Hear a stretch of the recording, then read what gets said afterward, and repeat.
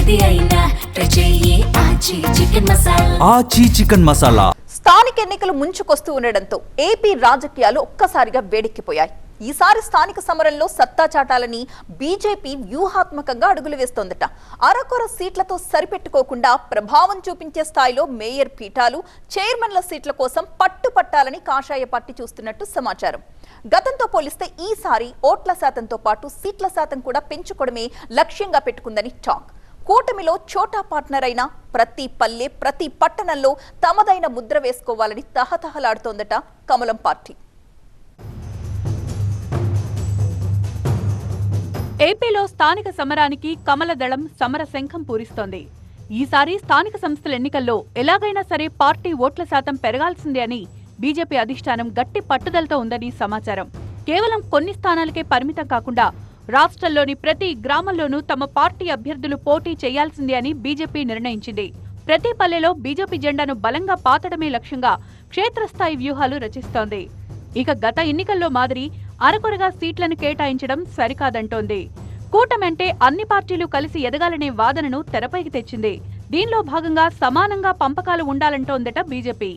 గత సార్వత్రిక ఎన్నికల్లో ఎమ్మెల్యే, ఎంపీ స్థానాలు త్యాగం చేసినట్టు ఇప్పుడు చేయడం కుదరదంటోంది. ఓట్ల రేషియాతో సంబంధం లేకుండా స్థానిక సంస్థల ఎన్నికల్లో సీట్ల పంపకాలు జరగాల్సిందే అంటోందని కూటమి వర్గాల్లో టాక్. మరీ ముఖ్యంగా పట్టణ ప్రాంతాలపై కమలనాథులు ప్రత్యేక దృష్టి పెట్టారు.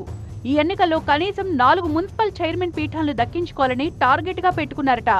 దానికోసం కూటమి పార్టీలతో జరుగుతోన్న చర్చల్లో తమకు అనుకూలమైన స్థానాలను రాబట్టుకునేందుకు బేరసారాలాడుతున్నారని తెలుస్తోంది. ముఖ్యంగా రాజధాని ప్రాంతాలైన గుంటూరు, విజయవాడతో పాటు టెంపుల్ సిటీ తిరుపతి, ఏపీ ఆర్థిక రాజధాని విశాఖపై కాషాయ పార్టీ ఫోకస్ పెట్టిందని సమాచారం.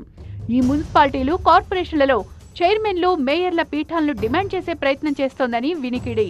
ఈ 4 చోట్ల తమకు బలం ఉందంటూ ఆయా అర్బన్ సెంటర్లలో పాగా వేసే ప్రయత్నాలు చేస్తోందంటున్నారు. ఇక ఏపీలో 17 మేయర్ స్థానాలున్నాయి. వాటిలో కనీసం 4 మేయర్ స్థానాలకు తగ్గకుండా తీసుకోవాలని బీజేపీ టార్గెట్ గా పెట్టుకుందని చెప్తున్నారు. బేరం కుదరకపోతే డిప్యూటీ మేయర్ అయినా తీసుకోవాలని చూస్తోందట కాషాయ పార్టీ. క్యాడర్ నుంచి ఒత్తిడి ఉన్న నేపథ్యంలో ఈసారి మాత్రం తగ్గేదే లేదంటోంది బీజేపీ. తన డిమాండ్లను సమర్థించుకోవడానికి తెరపైకి కొత్త వాదనను బీజేపీ తెచ్చిందట.